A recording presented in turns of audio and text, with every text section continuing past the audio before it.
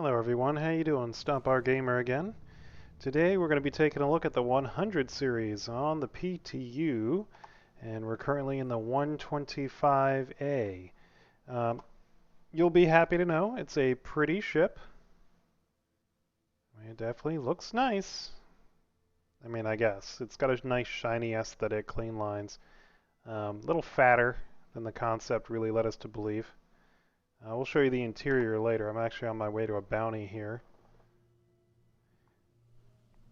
Having some issues with quantuming on the PTU, so I'm going the long way around to get to the bounty. I've been flying for about 150, 200 kilometers. And we're going to see right away one of the issues that I have with the, god dang it, the 100i. It is a drifty ship. The boosters don't seem to work very well. So I find myself in combat sliding around. I'm running two fixed size 3s. So, I mean, again, decent damage. But then watch this. And sliding around, sliding around, sliding around.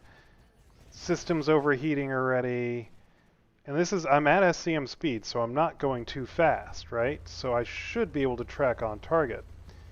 But it really has a hard time staying on target. You really slide around very drastically. Now I can't see where I'm going because of the sun. We'll use some of this drifting wreckage here as kind of like a better example because it's mostly stationary. So we'll get ourselves, so there's our flight path vector. We'll get it around this, what that is, an engine or something? Actually looks like it's a piece of a javelin. But watch this. Turn, boost, boost, boost, boost. Finally catch back up, and we're already overheating, and we fly past. It really, it's not pretty. She really is not. If you got the 125A, I'm sorry, you will not be fighting in this ship very well anyway. It's rather depressing unless you're willing to just stay nice and slow, keep your speed down. If you keep your speed down, you can kind of stay on target. Really have to do some moving of the thrusters to keep it on. So it'll work better like that, but you can't just stay, like in most other fighters, you can just stay at full SCM speed, use boosters, and keep yourself on target. But here you really have to massage your speed along with the vertical thrusters, along with boost, or else you're just going to slowly get away from the target. It just doesn't seem to have the ability to stay on target. And additionally, if you look at the components on the thing, hopefully we don't run into some wreckage here while I'm not paying attention. Come on, let me select this ship. Alright, here we go. You only have one size 1 shield. So you've got the same shields as an arrow, but you just got one. But you don't have the maneuverability of an arrow. You're not going to be able to stay on target or out of fire as well as the arrow. So really it's a very much, it is 100% a starter ship, but with less shields than you're going to get on a Mustang or an Aurora. Weaponry-wise, I'm running two fixed size 3 Gatlings, so you got good damage. If you can keep it down range, I would recommend two size 2 gimbaled weapons on this.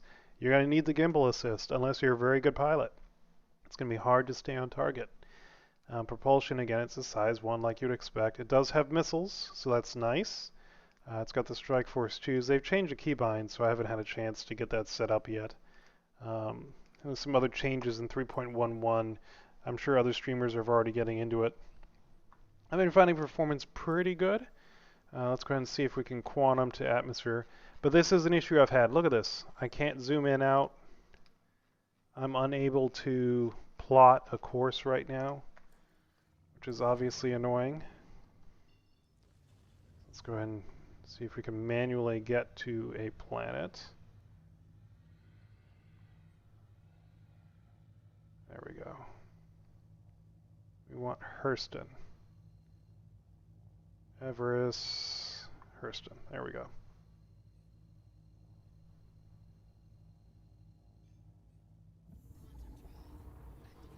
I mean, again, it's a very pretty ship, and it is a starter ship, so we don't expect it to outperform, you know, a dedicated fighter. Now we're getting interdicted.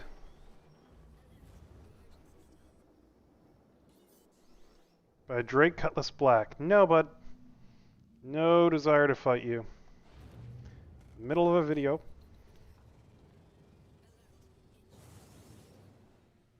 Why am I turning? There we go. Stop trying to follow the target, Mr. Look Ahead. One thing this does have over an Aurora is top speed.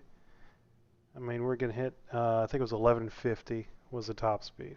The reason I didn't want to fight him is the chaff is messed up. So the old keybind, you would change the countermeasure, right? So you would select chaff, flare, and launch it. Now it's two separate keybinds. So there's flare, and also that was like 3 flares launched in chaff. So they're 2 different buttons. And that guy was packing a lot of missiles. And I only have one size 1 shield, and I'm trying to make a darn video, so I don't want to get blown up yet. Here we go to Hurston.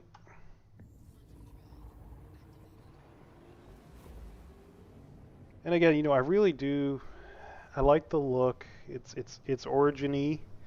You know, it reminds you of the 300 series. It reminds you of all those other Origin ships. Now, I just have not been happy with the performance in space. And you're going to see here in Atmo, it ain't much better. Alright, so let's go to Atmo and find... Let's go to... That'll work. No, that's on the other side. I want daytime. That'll work. Hendrix.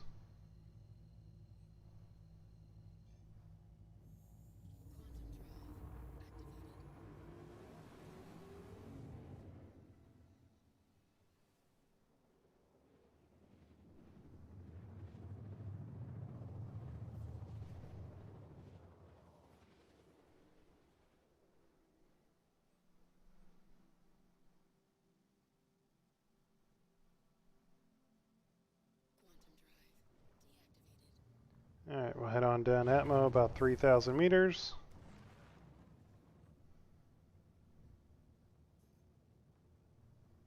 And again, you know, cockpit-wise, it makes sense. It's the same yoke we see with the 300 series. Roll is twisting, you know, pitch up and down. So it's you know, nothing new from that perspective. So it makes sense. It is logical for a cockpit layout. You got your buttons, your MFDs, the holographic MFDs. That's really hard to see over there. That's almost, these 2 screens are almost useless without head tracking. You really only have 2 MFDs you can use. So that's kind of a bummer. And yes, you can hit free look and you can look over there, but let's face it, not everyone has head tracking. In fact, most people do not. I don't. I have the poor man's head tracking that comes from the built-in game look ahead, so that's what I'm using. Eventually I'll get track IR or that faceware camera, but for now I don't. Right, let's get close enough in Atmo. 4,200 meters. We'll keep descending a little bit. Check roll at SCM speed. Okay, the roll at SCM is very similar and reminiscent of, I don't know, a Caterpillar. A size large ship, maybe a Freelancer. It really does feel like they've undertuned the thrusters on this 100 series. I mean, this is abysmal. All right, we'll check pitch.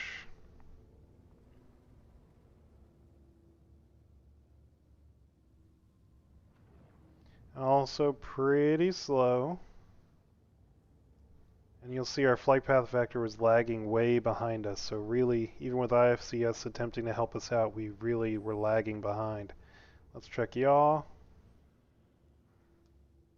And yaw at SCM gives us about 20 degrees aside. So again, not great. So overall, for the 100 series, again, I've tried them all today, the 135, the 125, the 100 straight. They all handle the same. The only difference is really looks in the interior.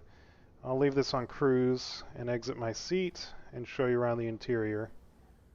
Oh, don't do that. Do not do that.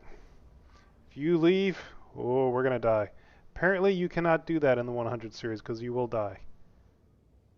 Ooh, this is... Wait, here's your interior. You got a little bed. And that's about it. Now let's get back in control before we crash. Oh boy. She did not like me doing that.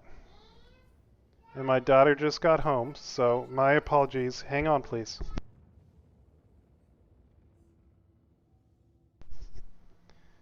And that's about all I got for you guys today. And again, I appreciate it.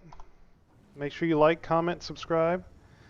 And if you get a chance, hop on the PTU and try her out.